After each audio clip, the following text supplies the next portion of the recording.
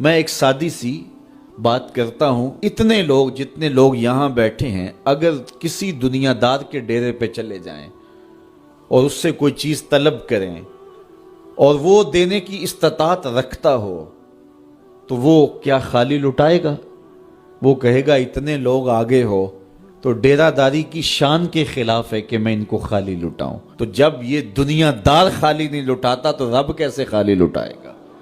جب بندے اس کی دہلیز پہ چل کے آ جائیں تو وہ بندوں کی ضرورتوں کا کفیل ہے اور ان کے ہر درد کو جانتا ہے اور ان کی ضرورتوں کو پورا کرتا ہے۔ علماء نے کہا دعا ہر صورت قبول ہوتی ہے، یا تو یہ ہے کہ فوراً قبول ہو جاتی ہے، جو مانگا فوراً مل گیا، اور کبھی ایسا ہوتا ہے کہ فوراً نہیں ملتا، حکمت ہوتی ہے اور فوری دینا مناسب نہیں ہوتا تو اس کو فوری نہیں دیا جاتا، لیکن دعا بعد میں کچھ عرصے کے بعد اس کی ڈیمانڈ پوری کر دی جاتی ہے۔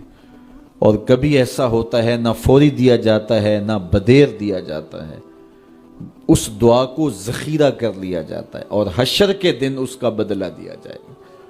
اور روایت میں آتا ہے حشر کے دن جب ان دعاؤں کا بدلہ دیا جائے گا جن کا بدلہ دنیا میں نہیں ملا تھا تو لوگ آرزو کریں کہ کاش کہ دنیا میں کوئی دعا قبول ہی نہ ہوئی ہوتی، سارے صلے آخرت میں ملتے۔ اللہ اکبر۔ کبھی ایسا ہوتا ہے جو مانگا جاتا ہے وہ نہیں دیا جاتا، اس کے بدلے میں کچھ اور چیز دے دی جاتی ہے جو اس کی ضرورت ہوتی ہے اور جو اس کے لیے مناسب ہوتی ہے۔ وہ کچھ اور مانگ رہا ہوتا ہے لیکن اللہ اپنی حکمت کے تحت اسے کچھ اور عطا کر دیتا ہے۔ بہر صورت دعا قبول ہوتی ہے اور بندوں کے اٹھے ہوئے ہاتھ اللہ پسند کرتا ہے۔ آج یہ بھی بحث چلتی ہے نہیں مانگنا چاہیے، فلاں وقت میں نہیں مانگنا چاہیے، تو وہ کہتا ہے مجھ سے مانگو جب بھی مانگو، میرا دست کرم تمہیں دینے پہ آمادہ ہے۔ اور اگر کوئی نہیں مانگتا تو فرمایا کل ما یابو بکم ربی لولا دعاؤکم، اے محبوب فرما دو اگر یہ نہیں مانگیں گے تو اللہ بھی پرواہ نہیں کرے گا۔ مانگنا تمہاری ضرورت ہے، اگر تم مانگتے رہو گے تمہاری جھولیاں بھرتا رہے گا، اور اگر تمہیں اسے نہیں پکارو گے تو وہ بھی تمہاری پرواہ نہیں کرے گا۔ تو اس کے حضور دعائیں مانگو، اپنی آرزویں پیش کرو، اپنی تمنائیں اس کے حضور پیش کرو۔ اچھا دنیا داروں سے مانگیں تو اپنے لیے مانگتے ہیں، لیکن اللہ سے مانگو تو اپنے لیے بھی مانگو، اوروں کے لیے بھی مانگو۔ وہ کریم ہے، وہ دیتا ہے اور خوش ہو کے دیتا ہے، تو اس سے مانگو، اس سے جھولی پھیلاؤ۔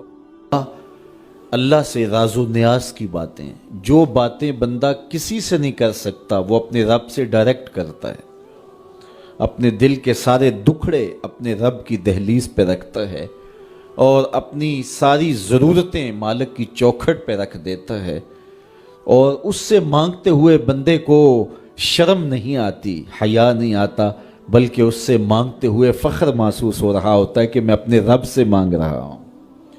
کسی اور سے مانگیں تو جھجک لگتی ہے، لیکن مالک سے مانگیں تو اپنائیت کا احساس ہوتا ہے کہ میں اس سے مانگ رہا ہوں، اس لیے کہ وہ ہمارا رب لگتا ہے، ہمارا اس سے ربط کتنا گہرا ہے۔ مسجد نبوی کا ایک کونا تھا اور ایک بندہ وہاں بیٹھ کے دعا مانگ رہا تھا۔ اس کے دعا کے لفظوں پہ غور کیجئے، اے اللہ میں تجھ سے اس لیے مانگتا ہوں کہ تو میرا اللہ ہے، تیرے علاوہ میرا ہے بھی تو کوئی نہیں۔ تو یہ وہ دعا مانگ رہا تھا اور مسجد نبوی کے کونے میں بیٹھا تھا۔ حضور نے دیکھا تو ایک صحابی سے کہا وہ جو دعا مانگ رہا ہے اس کو جا کے بتا دو تمہاری دعا قبول ہو گئی ہے۔ وہ مانگ اس ڈھب سے رہا ہے۔ تو یہ دعا اپنے رب سے نیاز ہے، دعا خود عبادت ہے۔ جب تمہاری ضرورتوں کا کفیل وہ ہے تو پھر اس سے نہیں مانگیں گے تو کس سے مانگیں گے؟